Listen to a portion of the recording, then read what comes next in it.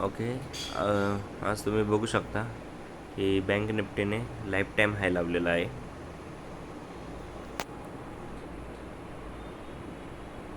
ठीक आहे. तर सेम HDFCमध्ये आपण बघू शकतो की आज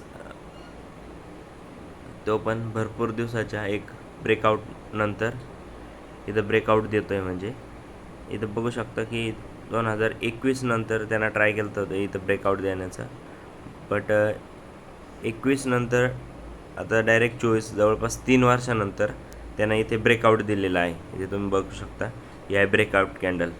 इवन दो प्रॉपर इथे तुम्ही बघू शकता हेड अँड शोल्डर पॅटर्न बनवलेला आहे. हा head, shoulder, left shoulder, head आणि राईट शोल्डर.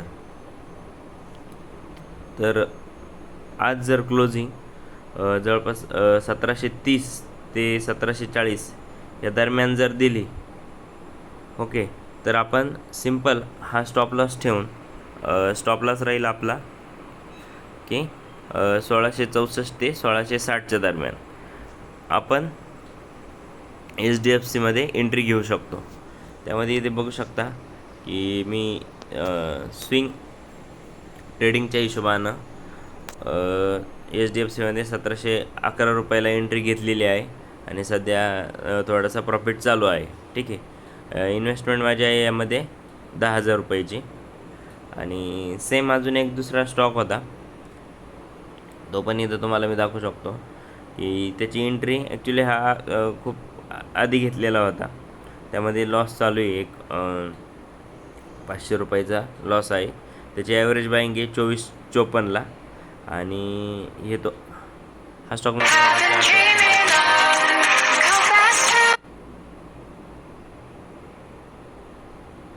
यामध्ये कसं आहे, याचा स्टॉप लॉस पण हा मी ठेवायचा प्रयत्न केला आहे 22.50.